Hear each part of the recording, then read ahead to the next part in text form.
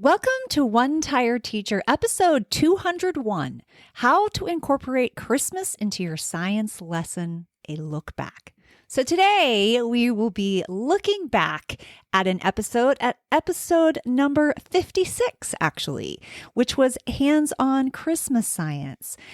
I love some Christmas science. Let me just tell you, I think it is so exciting. It makes the whole time of year really fun. And also kids are learning a lot.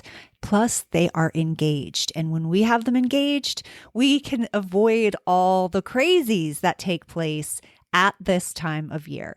And you're about ready to be finished with the week. So if nothing else, if you are like, I don't know what to do to keep them occupied, check out this episode. It was such a good one, and I'm so excited to share. And I'll also link to the resource in the show notes, my Christmas Matter resource. It's so fun, and it will get you through. Hope you stick around.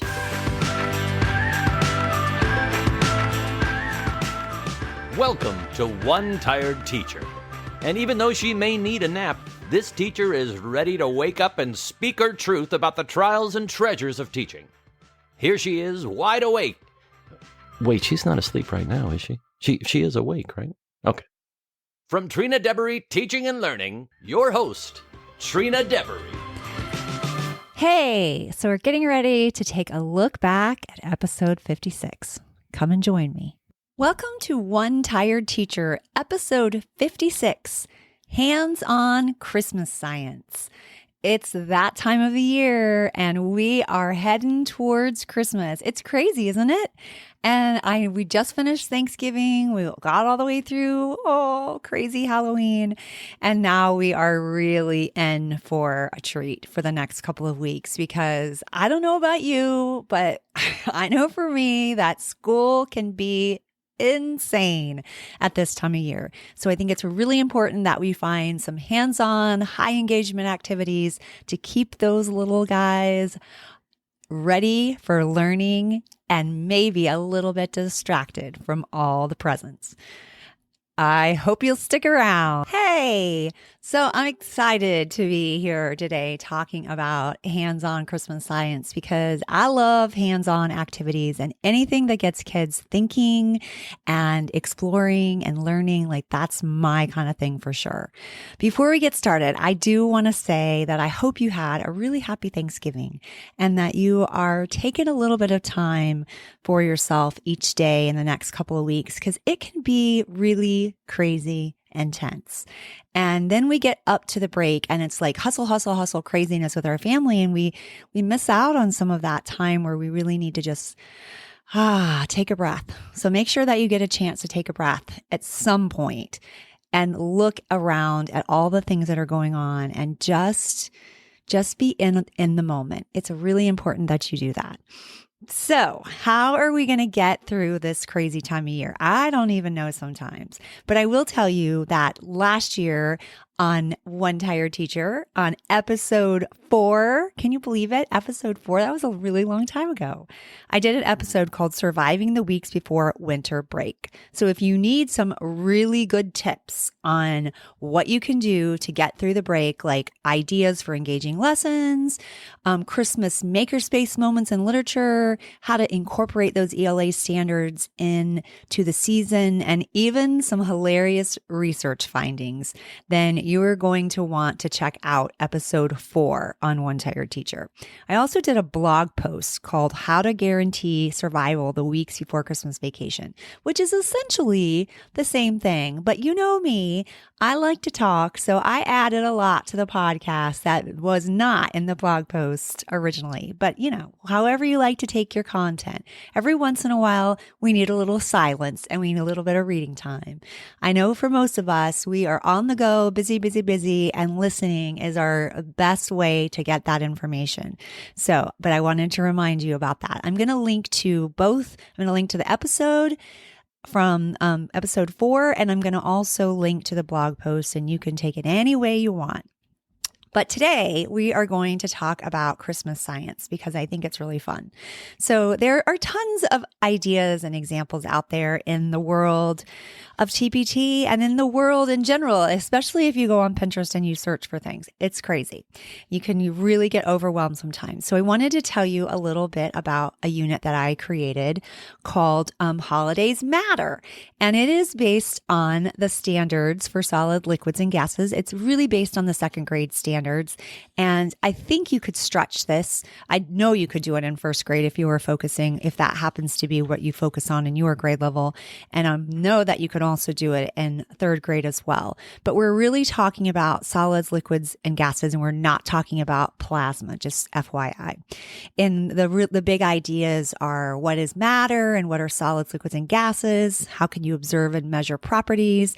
And how do liquids and solids change? So those are just some of the big ideas that we focus on this unit. I had so much fun creating it because when I was teaching my second graders in the classroom, they loved science. We used to have these lab coats, and in the beginning we had like these big white shirts that we used as like pretend lab coats because they wanted to really get into being a scientist, and it was really important. And this was kind of back before the days of where the engineering standards came into play. But I think in this case that they're doing such like, it's still an engineering type of thinking. And so that's the part that I love about it.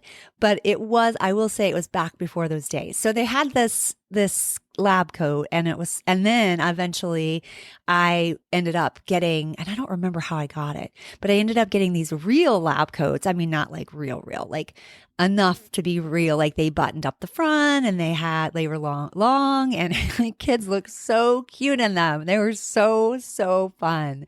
I'll try to find a picture and post it in the show notes if I can do that. You're not going to be able to see that if you're driving though.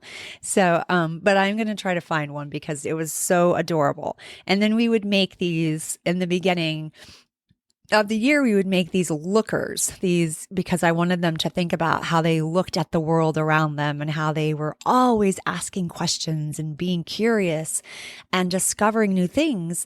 And so we needed to have our lookers for that. And there was a book that went with it, and it was a really fun activity that we would do. And then we would make our lookers, and they were basically glasses made out of pipe cleaners.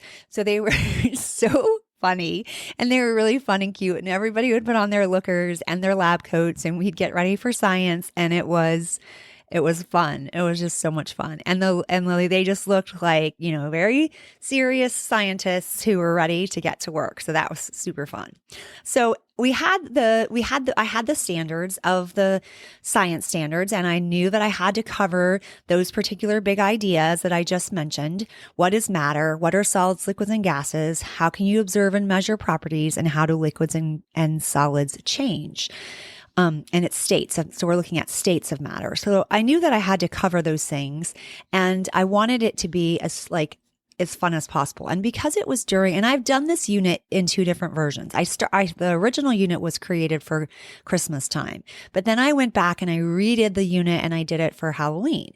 And I might have even mentioned it in the podcast about the episode about Halloween when I was talking about Halloween books to read. I'm not sure if I did or not, but anyway, so it can be done either way, and it's so fun. It's fun for many different reasons. I'll link to it just so that you have a clue about what it looks like, because it's fun to do with the eyeballs and the ooey goos and stuff like that with the solids and the liquids. But I had a blast doing it with my kids for Christmas. So we would take a look at the vocabulary, and we would kind of, talk about what some of the words meant.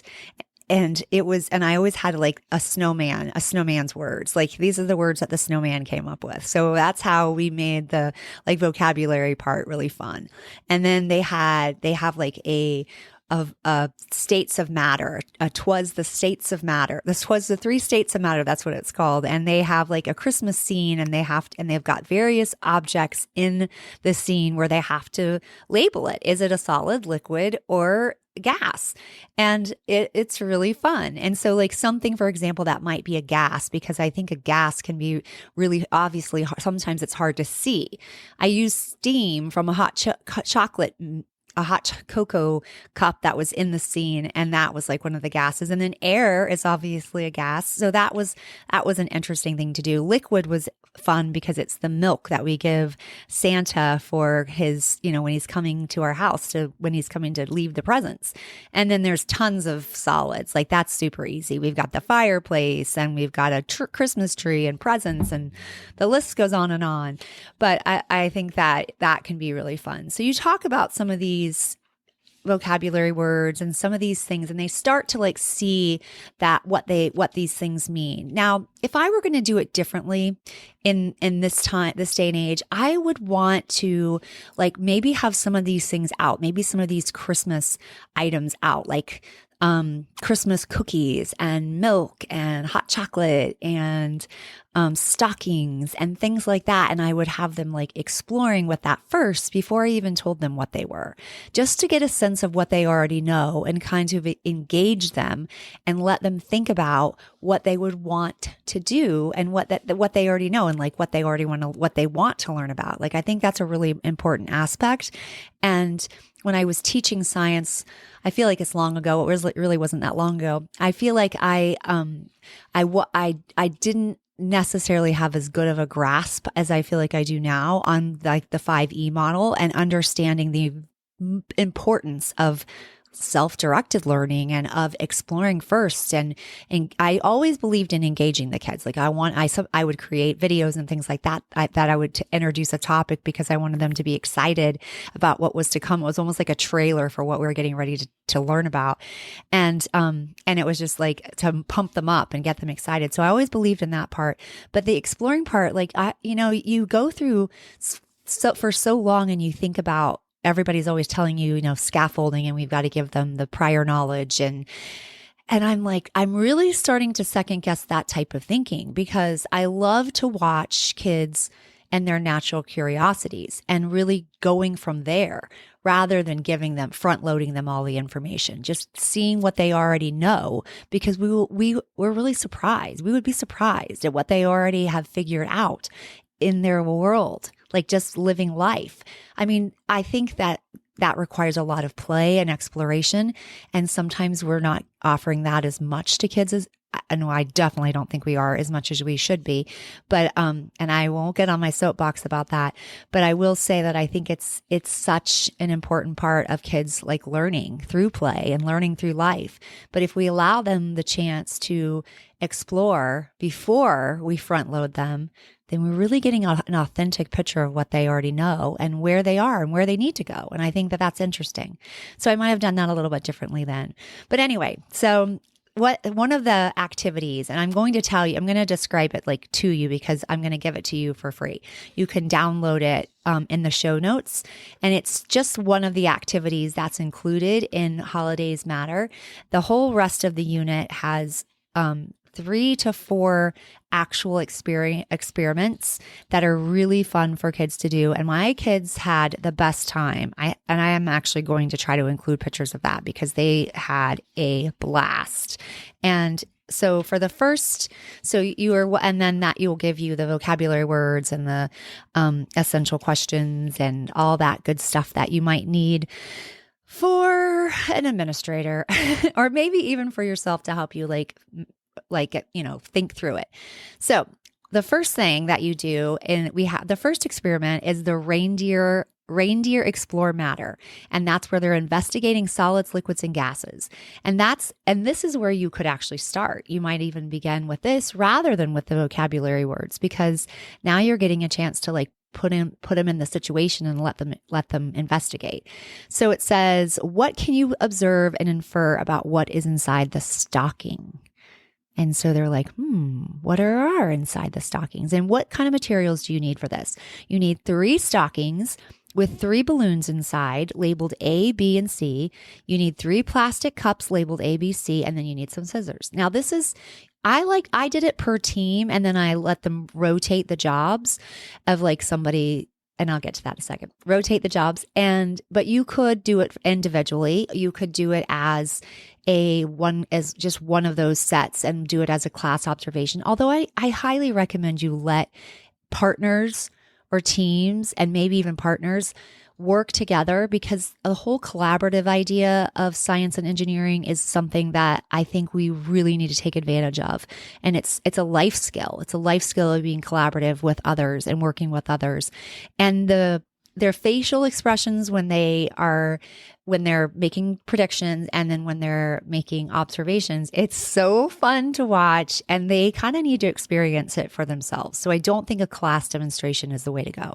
I really think you let them do this themselves. All right. So they have those materials. And I always start off with like a little story because I like to get them kind of excited about it. And again, it's holiday, so it's very focused around holiday. If you have people that don't celebrate Christmas, then this is probably not the direction you're going to want to go, because it's very, very Christmassy. So Randy Reindeer observes his friend driving with a trunk filled with presents. Randy is excited to give his friend Robin a stocking filled with goodies. Robin Reindeer observes the stocking. Robin infers that the stocking is a solid, but he wonders what might be in the stocking. So that's kind of how he started. And then it goes through the steps of what they do. And so what they're trying to do is they're reaching into the stocking. It does take quite a bit of stockings, especially if you're going to do 3 a piece and you're going to do it per team, or you're going to do it per partnership. Like if you've got 4 or 5 teams, like you're talking 15 stockings, and you're probably thinking, whoa, where do I get that? I actually bought mine at our Santa's Secret Shop, where we have the dollar store stuff there. They have jacked up a little bit more than $1, because it is a fundraiser. But I do think that, you can spend like $15 on stockings. So it doesn't have to be something, or you could even, have them make a stocking beforehand. They could bring in an old long sock, and you could do something about the history of the stocking and the history of, Christmas symbols. And I think the stocking is one of them that you can talk about. And I actually have a comprehension thing on that. If you are interested, I'll link to that in the show notes too. But anyway, so you got the stocking, and they are reaching inside, and they're recording their answers, and they're kind of wondering what's in it. Now they get to feel inside, because inside are one balloon. And so what are in the balloons? I'm going to tell you what's inside the balloon. So in one of the balloons, you've got water, you've got the liquid. And then another balloon, you've got a marble. And in the third balloon, you have air, which is a gas. And so the kids are reaching in, and they get to feel inside the stocking, and they get to like feel the balloon. So it's inside the balloon. So every stocking has a balloon inside it, and they're feeling with their hands, and they're trying to make a prediction, and they're trying to guess what it could be inside of there. And they're squishing and squeezing and trying to determine. And so they're making observations, and they're recording that in charts. And then they're inferring what they think it could be, and, making predictions, wondering what could possibly be there. And then when all that part is filled out, then they get to open up the stocking, pull out the balloons, and snip off the top, like where that's tied, snip off the top. And you should see their faces when it's air. They're like, it's air. And, it's a gas. And they're so excited. And it's so super fun. And then they have a little reflection at the end where they talk about, what they inferred, and they talk about their results, and how they may or may not have been different from what they had predicted. So it's a really fun little activity, and I'm going to give it to you for free, because I'll give you the chart that goes with it, and the teacher steps, and the steps for the kids. And so that is for you. The rest of the unit has some other super fun activities. Santa investigates liquids and solids, which is so fun, because you're taking hot chocolate powder, and you're taking marbles and jars, and you're just doing some different experiments. I'm not going to give the whole thing away. And then you also have, let's see, what else? Oh, you have a little bit of reading and like answering some questions too. So ELA standards for informational text are thrown in there. Like you're talking a little bit about Emily the elf observes and measures properties. So you get to actually do a little bit of teaching about it, but you're still using a Christmas theme. And so Emily, I'm going to give you just an example so you can see what kind of reading it might be, or what kind of, and this is something that you might do as a shared reading, or you could do it as a partner read. Most of it is about a second grade level, so they should be able to read the majority of it, but it is fun to do as a shared read, because then you're making sure everybody has access to the text, and then they can answer the questions.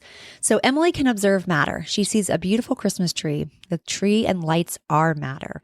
The tree looks big. The lights look bright and colorful. How big do you think the tree is? When you observe and measure, you learn about properties. A property is something about an object that you can observe with your senses, your sight, your hearing, your touch, your smell, or your taste. And so then they have to stop and think. And and this is focusing on asking and answering questions in text. How can you observe a property? So they can go back and they can see that you observe it by your senses, and it tells you your senses, your sight, your hearing, your touch, your smell, your taste. So they can talk about that evidence right from the text. Why can't you observe all the properties of the tree from this picture? And I give them a little picture, and they have to do a little bit more thinking about why they can't observe all the properties. Well, they can't taste the picture, and they can't hear the branches moving, and there's things like that they just won't be able to determine. And so that goes on with some more information about properties and more questions about that. And we talk about sinking and floating, and that is another activity that we end up doing with Christmas cookies and donuts and some other things in hot chocolate. That is so fun. The kids love that. It's Pete Penguin Investigates Floating and Sinking, which is a really fun. It requires lots of different yummy goodies that they get to do some investigating on. Mrs. Claus Investigates Change in Property. That is a really helpful one for them to understand what happens when we watch properties actually change due to temperature. So that's interesting. And they also really walk away with having a really good grasp on that.